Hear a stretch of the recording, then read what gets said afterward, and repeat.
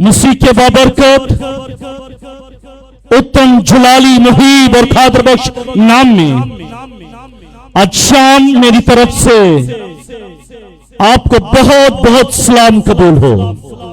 تمام تر دیکھنے والوں کو اور سننے والوں کو جو دنیا بھر میں مجھے دیکھ رہے ہیں میرا سلام پہنچے. اور میں ایمان یقین بھروسہ اور اعتقاد رکھتا ہوں کہ آج کے کلام کے وسیلے سے نہ صرف دی گلوری چرچ کے لوگ بلکہ جو تمام لوگ دیکھ رہے ہیں وہ بھی برکت پائیں گے اور خدا کا نام جلال پائے گا. آمین آمین. Hallelujah hallelujah hallelujah.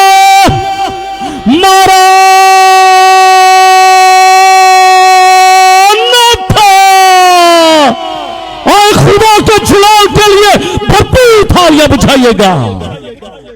زوردار تالیاں.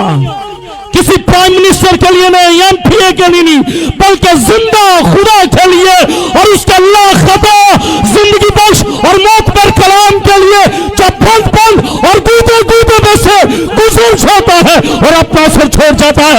زوردار تالیاں اس کلام کے لیے. نکالیے گا میرے ساتھ زبوروں کی کتاب. زبوروں کی کتاب زبور نمبر 127. زبوروں کی کتاب زبور نمبر 127 اور اس کی پہلی آیت. پرانے عہد نامے میں صفحہ نمبر 606 پر یہ آیت آپ کو ملے گی. زبوروں کی کتاب زبور نمبر 127 اس کی پہلی آیت. خداوند کی آواز کو سماعت فرمائیے گا. اگر خداوند ہی گھر نہ بنائے تو بنانے والوں کی محنت عبث ہے. خداوند کے پاک کلام کے پڑھے سنے اور سمجھے جانے پر خداوند کی خاص برکت ہو. سب کہے گا با آواز بلند آمین. زوردار آمین. میرا عزیز میرا ٹاپک ہے ٹرسٹ آن گاڈ. خدا پر بھروسہ, خدا پر یقین, خدا پر اعتقاد. یہ میرا ٹاپک ہے اور اس ٹاپک کو لے کر ہم آگے بڑھیں گے. زیادہ وقت نہیں لوں گا, صرف 30 منٹ لوں گا اور اس کے بعد پھر ہم دعا کریں گے. میرے عزیزو, سلیمان بادشاہ نے جس کو حکمت کا بادشاہ کہا جاتا ہے, جس کو حکمت کا بادشاہ کہا جاتا ہے, اس زبور کو اس نے رقم کیا ہے. اور یہ زبور اس نے اس وقت رقم کیا جب اس نے اس ہیکل کو وزٹ کیا, زیارت کی, جس کو اس نے خود بنایا تھا. اور خود بنانے کے بعد اس نے اس کی زیارت کی. اور جب اس کی زیارت کی اس وقت اس نے اس 127ویں زبور کو رقم کیا. اور اس 127ویں زبور کے اندر اس نے 4 نکات کو پیش کیا. حکمت کا بادشاہ ہے, وسم کا بادشاہ ہے. اور وہ نکات کیا ہے؟ پہلا نکتہ وہ بیان کرتا ہے کہ گھر کی تعمیر کے تعلق سے بات کرتا ہے. پھر دوسرا نکتہ بیان کرتا ہے کہ شہر کا دفاع. پھر تیسرا نکتہ بیان کرتا ہے عام ملازمت. اور پھر آخری اور چوتھا نکتہ بیان کرتا ہے خاندانی نشو و نما. یہ 4 نکات وہ زبور کے اندر رقم کرتا ہے. لیکن ان 4 نکات کو نہیں بلکہ پہلی نکتے پر بات کریں گے اور وہ ہے گھر کی تعمیر. ہم اس دور میں ہم ایک ایسے ایرا میں رہ رہے ہیں جہاں پر نفسا نفسی کا دور ہے. ہر ایک شخص مصروف ہے, اس کے پاس ٹائم نہیں ہے.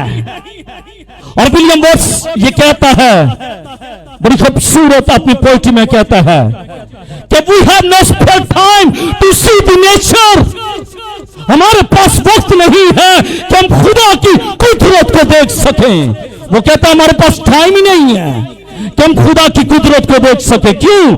کیونکہ ہر ایک شخص جو ہے وہ مصروف عمل ہے. اس کے پاس وقت ہی نہیں ہے کہ وہ خدا کی قدرت کو، خدا کی نیچر کو وہ دیکھ سکے.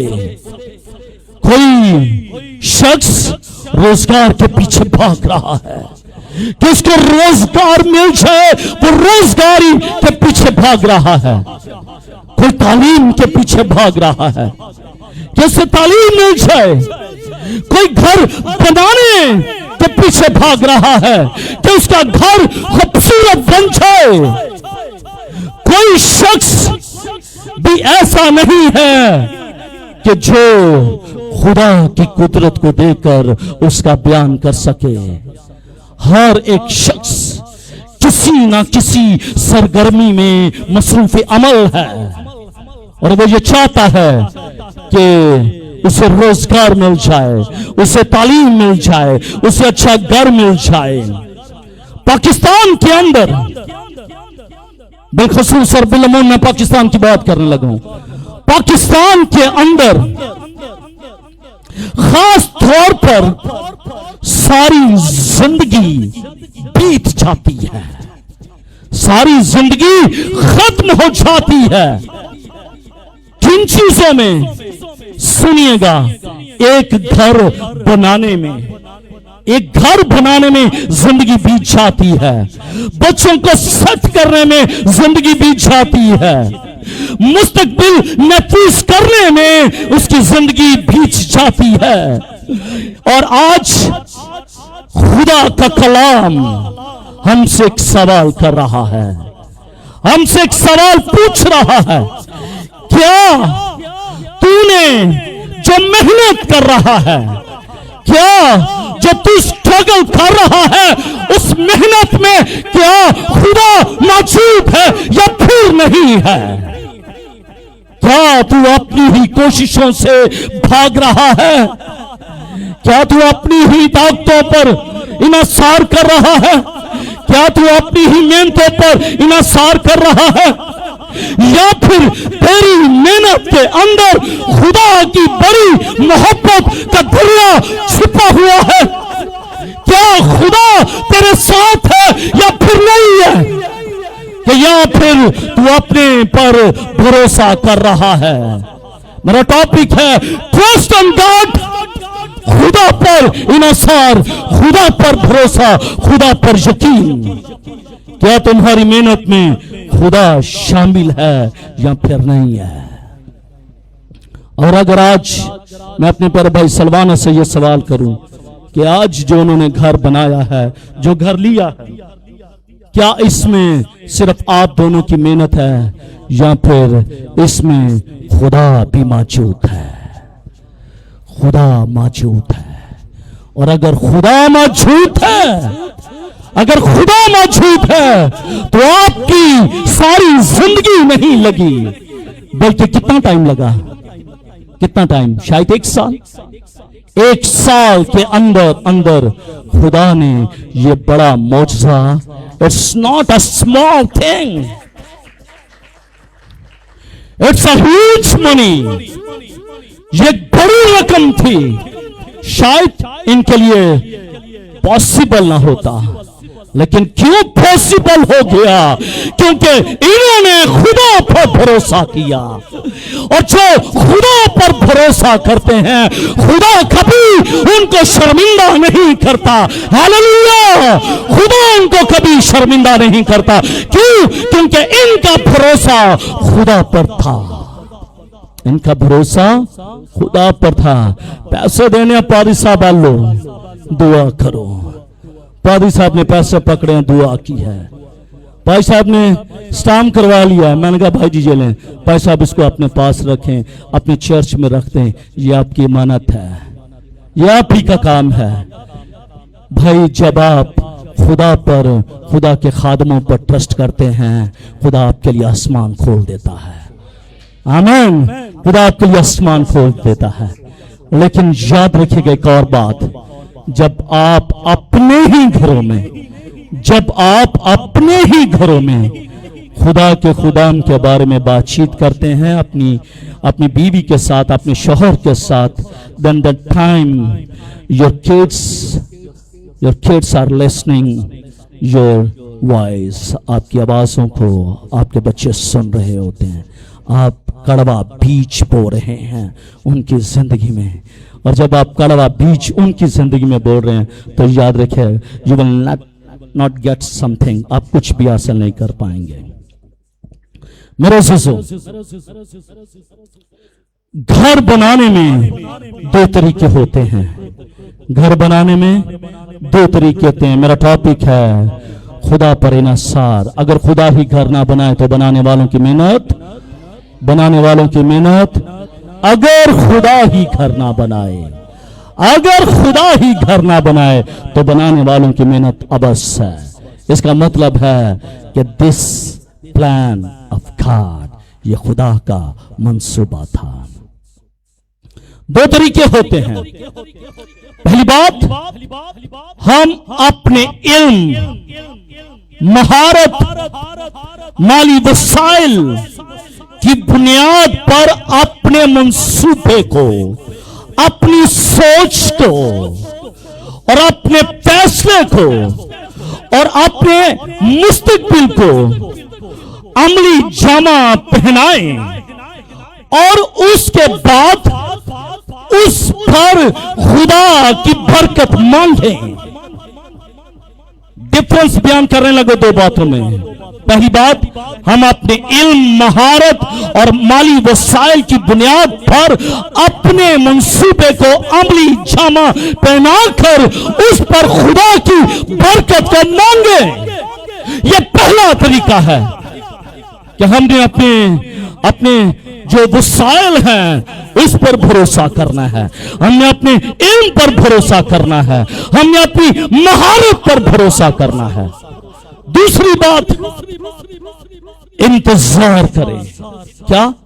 انتظار کریں کہ خدا ہماری رہنمائی کرے، خدا ہماری رہنمائی کرے۔ اب جہاں پر انسان کا علم جو ہے، انسان کی مہارت، انسان کے مالی وسائل وہ پیچھے رہ گئے ہیں، بلکہ آگے کون سی چیز بڑی ہے؟ آگے ہے انتظار۔ You have to wait the time of God۔ تجھے خدا کے وقت کا انتظار ہونا چاہیے۔ انتظار کریں کہ خدا ہماری رہنمائی کرے، پھر اس پر تکیہ کرتے ہوئے، اس پر بھروسہ رکھتے ہوئے، اس پر انحصار کرتے ہوئے آگے بڑھے۔ میرے عزیزو، جب ہم پیدائش کی کتاب کو پڑھتے ہیں تو پیدائش کی کتاب میں جب ہم دیکھتے ہیں ابراہیم اور لوط، ایمانداروں کا باپ، بھیڑ بکریوں میں لڑائی ہو جاتی ہے، اور جب لڑائی ہوتی ہے ابراہیم یہ کہتا ہے، لوط سے کہتا ہے اب ممکن نہیں ہے کہ ہم اکٹھے رہیں۔ ابراہیم کہتا ہے کہ تو اپنے لیے دیکھ لے جگہ کو، جہاں تو جانا چاہتا ہے دیکھ لے۔ کلام مقدس میں لکھا ہے کہ لوط اپنی آنکھوں کو اٹھاتا ہے اور سگر کی ساری ترائی کو اپنے لیے چن لیتا ہے۔ معلوم نہیں تھا کہ جو سگر کی ترائی ہے وہ آنے والے وقتوں میں اس کے لیے آگ کا ایندھن بن جائے گی، آگ کا ڈھیر بن جائے گی۔ کیوں؟ کیونکہ اس فیصلے میں خدا پر بھروسہ نہیں بلکہ اپنی سوچ پر بھروسہ تھا، اور اس نے سگر کی ساری ترائی کو اپنے لیے چن لیا۔ لیکن ابراہیم کے بارے میں لکھا ہے، پھر خدا نے ابراہیم سے کہا اٹھا اپنی نگاہوں کو، دیکھ لیں، فرق دیکھ لیں۔ پہلے لوط اپنی آنکھوں کو اٹھاتا ہے کوئی بھی فیصلہ سننے سے پہلے، لیکن یہاں پر ابراہیم خدا کے فیصلے کے تابع ہوتا ہے، اور پھر خدا یہ کہتا ہے اٹھا اپنی نظروں کو، اور شمال مشرق جنوب چاروں طرف پہ جہاں جہاں تیری نظر جاتی ہے وہ جگہ میں تجھے دیتا ہوں۔ جو زندگیاں، جو خاندان، جو لوگ خدا پر بھروسہ، خدا پر تکیہ، خدا پر انحصار کرتے ہیں پھر خدا ان کو چھوٹی برکت نہیں دیتا بلکہ ان کی حدوں کو بڑھاتا ہے, ان کی سرحدوں کو بڑھاتا ہے, ان کے چھوٹے گھروں کو بڑے گھروں میں تبدیل کر دیتا ہے. آمین. آج یہ چھوٹا گھر ہے, آج یہ چھوٹا گھر ہے, اگر یہ آج انہوں نے خدا پر تکیہ کیا ہے, خدا کے مذبح پر سے میں یہ بیان کرنا چاہتا ہوں, اگر تو خدا پر بھروسہ کرے گا, اگر تو اور تیری بیوی تیرا خاندان خدا پر بھروسہ اور اعتقاد اور یقین رکھے گا, آنے والے وقتوں میں جس طرح خدا نے ابراہیم سے کہا تھا اور اسے کثرت کی برکت دی تھی, خدا تیرے لیے بھی بڑے گھر کو کھول دے گا.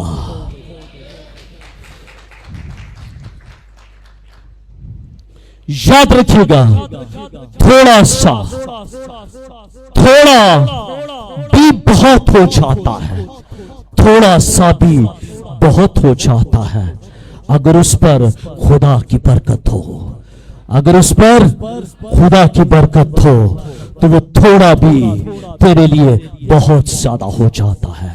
اور اس کے الٹ یاد رکھے گا, آپ کے پاس بہت کچھ ہے, آپ کے پاس بہت کچھ ہے, لیکن اس پر خدا کی برکت نہیں ہے تو وہ تیرے لیے کچھ بھی نہیں ہے, وہ تیرے لیے کچھ بھی نہیں ہے. کیوں؟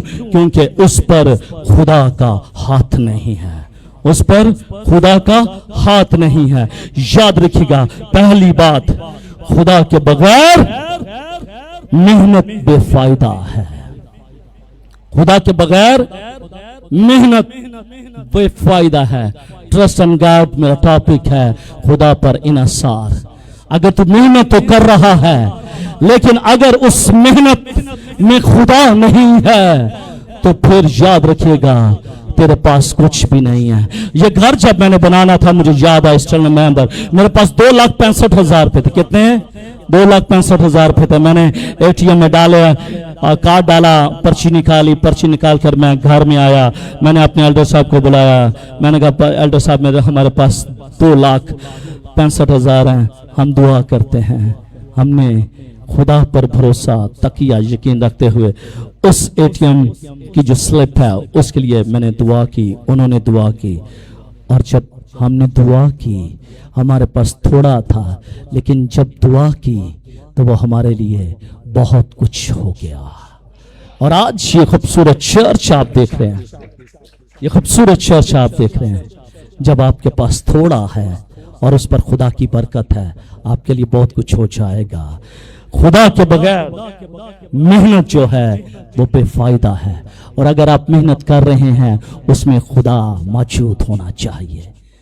اگر آپ محنت کر رہے ہیں اس میں خدا ضرور ہونا چاہیے. آپ صبح 6 بجے 5 بجے اٹھتے ہیں, آپ جاب پر چلے جاتے ہیں, آپ محنت کرتے ہیں, آپ کا گلا بیٹھ جاتا ہے, آپ کے مسلس جو ہیں ویک ہو جاتے ہیں, سب کچھ ہوتا ہے, آپ بہت محنت کرتے ہیں اور لاسٹ میں آپ کو 60,000 روپیہ ملتا ہے, آپ کی سیلری 60,000 گورنمنٹ آپ کو دیتی ہے. لیکن اگر اس محنت میں تیرا خدا نہیں ہے تو وہ تیرے 60,000 تیرے لیے کچھ بھی نہیں ہے. اور اگر اس محنت کے اندر تیرا خدا شامل ہے تو وہ 60,000 بھی تیرے لیے 60 لاکھ روپیہ بن جائے گا. آمین. اگر خدا ہی گھر نہ بنائے تو بنانے والوں کی محنت ابس ہے.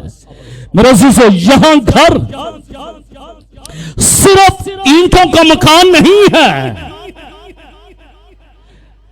یہاں گھر صرف اینٹوں کا مکان نہیں ہے بلکہ خاندان, رشتے اور زندگی شامل ہے.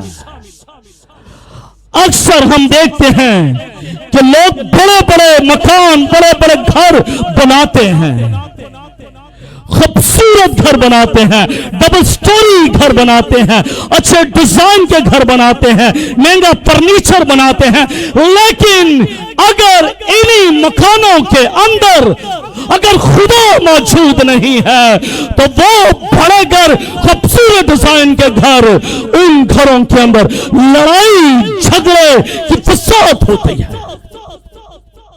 بے سکونی ہوتی ہے, اولاد نافرمان ہوتی ہے. کیوں؟ کیونکہ ان گھروں کے اندر خدا موجود نہیں ہوتا۔ جب ان بڑے گھروں میں خدا موجود نہیں ہوگا تو یاد رکھے گا ان بڑی بڑی عمارتوں کا کوئی فائدہ نہیں ہے۔ آج یورپ پر نگاہ کیجئے گا، اسٹیٹ پر نگاہ کیجئے گا، بڑی بڑی عمارتیں ہیں، بڑے بڑے چرچز ہیں، خالی پڑے ہوئے ہیں۔ مجھے شان کے نانا جی آج دوپہر کو بتا رہے تھے کہ ہمارا چرچ لائف چرچ ہے، زندہ چرچ ہے۔ چرچ چھوٹا ہو لیکن زندہ چرچ ہونا چاہیے۔ چرچ چھوٹا ہو اس میں محبت ہونی چاہیے۔ چرچ چھوٹا ہو باپ کی شفقت کا ہاتھ ہونا چاہیے۔ چرچ چھوٹا کیوں نہ ہو، روح اس کی تحری ڈوری سے بندھا ہوا ہونا چاہیے۔ ایسی عمارتوں کا کوئی فائدہ نہیں ہے جن عمارتوں کے اندر محبت نہیں ہے، روح اس کی جگانگت اور روح اس کی تحری ڈوری نہیں ہے، شفقت بھرا ہاتھ نہیں ہے، ایسے مکانوں کا کوئی فائدہ نہیں ہے۔ کیوں؟ کیونکہ گھر بنایا گیا ہے، گھر تو بنایا گیا ہے مگر اس گھر کے اندر خدا کو شامل نہیں کیا گیا۔ گھر تو بنایا گیا ہے مگر اس گھر کے اندر خدا کو شامل نہیں کیا گیا۔ اگر خدا بنیاد میں نہیں ہے، اگر خدا تیرے گھر کی بنیاد میں نہیں ہے تو عمارت دیر تک قائم نہیں رہ سکتی، وہ عمارت ختم ہو جاتی ہے، گر جاتی ہے۔ اس لیے آپ کے گھر کی جو بنیاد ہے، آپ کے گھر کی جو نیو ہے، آپ کے گھر کی بنیاد میں میرا اور آپ کا خدا ہونا چاہیے۔ خدا کے بغیر ہماری محنت بے فائدہ ہے۔ جتنی مرضی آپ محنت کر لیں، آپ مکان بنا سکتے ہیں، اینٹوں کا مکان بنا سکتے ہیں، آپ گھر نہیں بنا سکتے، کیونکہ مکان اینٹوں سے بنتے ہیں، گھر رشتوں سے بنتے ہیں۔ آمین۔ گھر رشتوں سے بنتے ہیں۔ اس لیے میری دعا ہے کہ آپ کے گھر کی بنیاد میرا اور آپ کا نجات دہندہ ہونا چاہیے۔ آمین۔ تاکہ آپ کے گھر کی عمارت جو ہے وہ ہمیشہ قائم اور دائم رہے۔ خدا کے بغیر محنت نہ کیجیے گا۔ یہ صرف ان کے لیے نہیں ہے، یہ ہم سب کے لیے، انکلوڈڈ مائی سیلف، یہ میرے لیے بھی ہے، یہ میرے لیے بھی ہے۔ یاد رکھیے گا، آپ محنت کر رہے ہیں، آپ کی محنت میں آپ کا خدا ہونا چاہیے۔ آپ کی محنت میں آپ کا خدا ہونا چاہیے۔ آپ ایسا نہ ہو کہ آپ محنت کرتے جائیں لیکن اس محنت میں آپ کا خدا موجود نہیں ہے، کوئی فائدہ نہیں ہے۔ دوسری بات، خدا کو معمار بننا ضروری ہے۔ یاد رکھے گا، جس گھر کا معمار خدا ہوگا وہ گھر خوبصورت ہوگا، وہ گھر خوبصورت ہوگا۔ خدا صرف مددگار نہیں ہے، خدا صرف مددگار نہیں ہے، پیراکلیٹوس نہیں ہے، بلکہ ہمارا خدا اصل بلڈر بھی ہے، اصل بلڈر بھی ہے، جو ہماری زندگیوں کو بلڈ کرتا ہے، ہماری زندگیوں کو بلڈ کرتا ہے، ہماری زندگیوں کو بناتا ہے، نکھارتا ہے، سنوارتا ہے، اور he is a great builder of our lives. وہ ہماری زندگیوں کا اچھا کیا ہے؟ معمار ہے، وہ بلڈرز ہے۔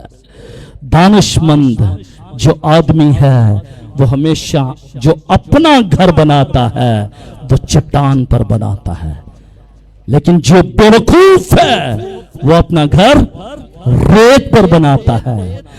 جو عقل مند ہے، جو عقل مند ہے، وائس پرسن ہے، وہ اپنا گھر چٹان پر بناتا ہے۔ کیوں؟ کیونکہ جب میںہ برستا ہے، पानी छोड़ता है, आंधियां चलती हैं, घर से टकराती हैं, लेकिन वो नहीं गिरता, क्योंकि उसकी बुनियाद जो है वो चट्टान पर रखी गई थी। लेकिन जो बेवकूफ है वो अपना घर रेत पर बनाता है, और जब नींव बरसता है, पानी चढ़ता है, आंधियां चलती हैं, घर को सदमा पहुंचता है, घर गिर जाता है, घर बर्बाद हो जाता है, क्योंकि उसकी बुनियाद रेत पर रखी गई थी। चट्टान खुदा का कलाम है, चट्टान खुदा का कलाम है, और रेत इंसानी अक्ल और दुनियावी सोच है।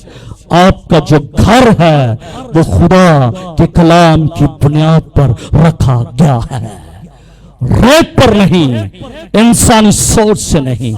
क्यों?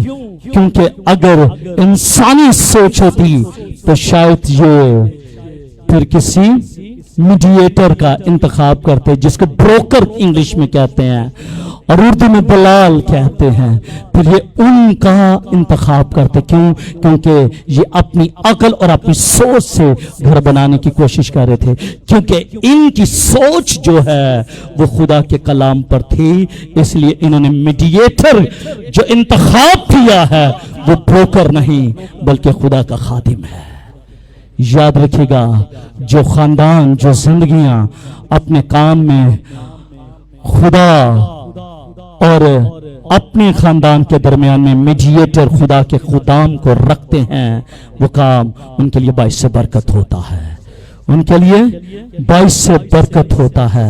और आखिरी बात जो मैं समझता हूं, इट्स वेरी नेसेसरी, तीसरी बात है खुदा के नाम से मखसूसियत। पहली बात, खुदा के बगैर मेहनत बेफायदा है। दूसरी बात, खुदा को ममार बनाना जरूरी है। तीसरी बात, खुदा के कलाम से मखसूसियत। मखसूसियत इज वेरी इंपॉर्टेंट। डेडिकेशन। जब हम इस्तिस्ना की किताब उसके 20वें बाब और उसकी 5वीं आयत को पढ़ते हैं तो कलाम मुकद्दस में लिखा है कि जिस किसी ने नया घर बनाया हो और उसे मखसूस ना किया हो, वो अपने घर को लौट जाए, तो ना ऐसा हो कि दूसरा शख्स आए और उसे अपने काम के लिए मखसूस कर दे। याद रखिएगा मेरे अजीजों कि मखसूसियत खुदा के कलाम में बहुत ही अहम चीज है, बहुत ही अहम चीज है। और उस वक्त जब हम इस्तिस्ना की किताब को देखते हैं, हम देखते हैं कि जो फौजी थे, यहूदी फौजी थे, वो फौज से वापस नहीं आ सकते थे अंटिल उस वक्त तक जब तक कि वो अगले लोगों को वो खत्म ना कर दें, वो वापस नहीं आते थे। या फिर सुलह नहीं हो जाती थी, वो वापस नहीं आते थे, वो वहीं पर रहते थे। लेकिन खुदा का कलाम जो कहता है, हुक्म जो है, लेकिन खुदा का कलाम जो कहता है उन फौजियों के लिए भी कि जिस किसी ने नया घर बनाए वो अपने घर को वापस लौट जाता ना हो कि दूसरा शख्स आए और उसे अपने काम के लिए मखसूस कर दे। प्यारे भाई, आपको खुदा ने अपना घर दिया है, इसकी डेडिकेशन इट्स वेरी इंपॉर्टेंट, इसकी मखसूसियत बहुत ही जरूरी है। क्योंकि जब आप अपने घर को खुदा के खादमों से मखसूस करवा देंगे, फिर कोई दूसरा शख्स जो है वो आकर उस घर को अपने काम के लिए कभी इस्तेमाल नहीं कर सकता। क्योंकि जो घर खुदा के खादमों के हाथों के रखने के वसीले से डेडिकेट हो जाते हैं, फिर खुदावंद उन घरों को बरकत देता है और फिर कोई दूसरा शख्स उस घर के अंदर दाखिल नहीं हो सकता। आमीन। याद रखिएगा कि अगर आप घर बनाते हैं, घर की बाहर तख्ती के ऊपर लिख दिया जाता है कि यह पादी कैसर का घर है, तो क्या कोई शख्स अंदर आ सकता है? नहीं आ सकता। क्यों? क्योंकि तख्ती पर लिखा गया है कि यह पादी कैसर का घर है। आमीन। और जिन घरों की डेडिकेशन हो जाती है, याद है ना मिस्र के प्लॉटों की बातें, याद है ना, डरा लिया, डेडिकेशन कर दी, चौकों पर बरे का खून लग गया, और जिन चौकों पर बरे का खून लग गया मौत का फरिश्ता भी एंटर ना हो सका। Dedication is very important. جو مخصوصیت ہے وہ بہت ہی اہم ہے۔ اس لیے میرے عزیزو، اس لیے میں آپ سے بھی یہی کہنا چاہتا ہوں کہ اگر خدا نے آپ کو یہ خوبصورت گھر دیا ہے جو آپ نے خدا کے کلام کی بنیاد پر، چٹان پر یہ بنایا ہے، میں ایمان رکھتا ہوں کہ جب خدا کے خادمین ان چوکوں پر ہاتھ رکھ کر دعا کریں گے، no one can enter that home، کوئی بھی اس گھر کے اندر داخل نہیں ہو پائے گا، کیونکہ وہ برے کے خون سے ڈیڈیکیٹ ہو چکے ہیں۔ آمین۔ جب خدا ہی گھر نہ بنائے تو بنانے والوں کی محنت ابس ہے۔ میں ایمان، میں یقین، میں بھروسہ اور میں اعتقاد رکھتا ہوں کہ خدا کے لوگوں نے خدا پر انحصار کیا ہے اور خدا نے اپنے لوگوں کو یہ خوبصورت گھر دیا ہے، جس گھر میں یہ ان کی آل اور ان کی نسلیں ان کے صحن میں کودے پھاندیں گی اور خدا کا نام عزت اور جلال پائے گا۔ آمین۔ خدا مجھے اور آپ کو بھی یہ فضل بخشے کہ ہم بھی خدا پر تقیہ، خدا پر بھروسہ اور خدا پر اعتقاد رکھتے ہوئے اپنی زندگی کے اگلے سٹیپ میں شامل ہوں، کیونکہ جب ہم خدا پر بھروسہ رکھ کر اگلے سٹیپ پر جائیں گے تو آپ کو معلوم ہونا چاہیے کہ خدا میرے ساتھ ہے۔ جب خدا تیرے ساتھ ہے تو کون تیرا مخالف ہو سکتا ہے؟ کون تیرا مخالف ہو سکتا ہے؟ اس لیے ہمیشہ خدا کو اپنے ساتھ رکھے گا۔ جب خدا آپ کے ساتھ ہے تو کوئی آپ کا مخالف نہیں ہو سکتا۔ اگر خدا ہی گھر نہ بنائے تو بنانے والوں کی محنت ابس ہے۔ اس کا مطلب یہ ہوا کہ یہ گھر جو بنایا گیا ہے خدا کی مرضی کے مطابق بنا ہے، خدا نے دیا ہے۔ کیوں؟ کیونکہ اس میں خدا خود موجود تھا۔ خدا مجھے اور آپ کو اس کلام کے وسیلے سے بڑی برکت دے۔ آئے میرے عزیزو، اپنی آنکھوں کو بند کیجیے گا، اپنے سروں کو جھکائیے گا، ہم دعا مانگے۔